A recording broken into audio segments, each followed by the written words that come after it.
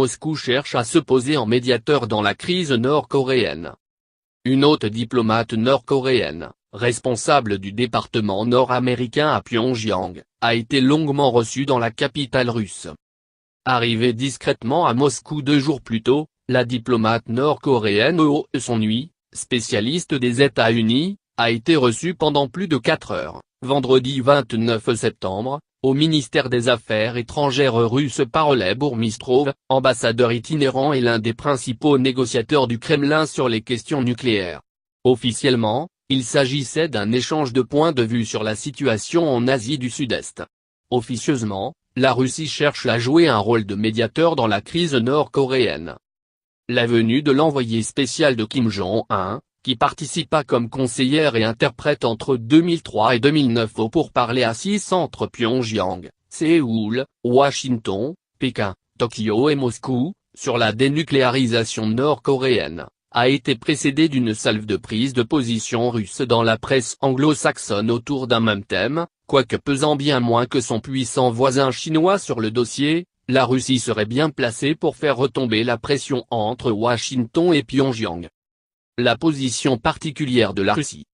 La Russie est généralement considérée comme relativement peu importante dans la plupart des discussions sur la crise nucléaire nord-coréenne, mais elle occupe une position unique pour aider à la désescalade, écrit ainsi Dmitri Tronin, directeur du centre de réflexion Carnegie de Moscou, dans une tribune parue dans le New York Times, le 18 septembre. Le Kremlin comprend la psychologie nord-coréenne, affirme Fyodor Loukhanov, président du Conseil russe pour la politique étrangère et de défense, proche du Kremlin, dans le Financial Times du 20 septembre. Puisque les dirigeants russes se sont sentis aussi historiquement assiégés. La crise des missiles nucléaires en Corée du Nord n'a pas de solution facile, mais la gestion est à la fois possible et nécessaire, poursuit-il. Si la Russie le fait habilement, elle renforcera sa position en Asie-Pacifique et franchira une autre étape face à l'hégémonie américaine dans les affaires internationales. Moscou le perçoit, et cela explique certaines déclarations contradictoires. De fait, la Russie a, tout comme la Chine, principal allié et partenaire commercial de la Corée du Nord, approuvé la 8e salve de sanctions votée par le Conseil de sécurité de l'ONU, après le dernier et le plus puissant des 6 essais nucléaires réalisés par Pyongyang, le 3 septembre. Mais dans le même temps, Vladimir Poutine a toujours pris soin de décrire ces sanctions comme inutiles et inefficaces. Des garanties de sécurité qui conviennent à Pyongyang.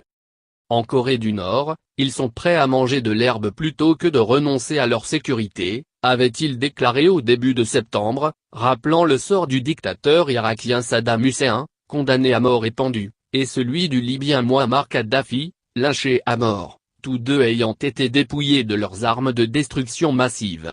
Dans cette situation, il est nécessaire de trouver des garanties de sécurité qui conviennent à Pyongyang. Cela ne peut être fait que d'une manière politico-diplomatique, a assuré, vendredi, Mikhail Ulyanov, directeur du département du contrôle et de la non-prolifération de l'armement nucléaire au ministère des Affaires étrangères russe, où Madame Son-hui a également rencontré le vice-ministre Igor Morgoulov. Le président russe se prévaut aussi d'avoir toujours poursuivi le dialogue avec la Corée du Nord, où il s'était rendu peu de temps après son arrivée au pouvoir, en 2000. Au lendemain de la visite du secrétaire d'État Rex Tillerson en Chine, le chef du Kremlin entend se poser en médiateur précieux. L'attention se tourne habituellement vers la Chine. Mais pour une foule de raisons stratégiques, il existe des limites inhérentes à ce que Pékin fera, assure Dmitri Tronin. Selon l'analyste, l'influence de la Russie est certes bien moindre que celle de son puissant voisin chinois, mais elle suscite en même temps moins de ressentiment nationaliste et de soupçons parmi les Nord-Coréens.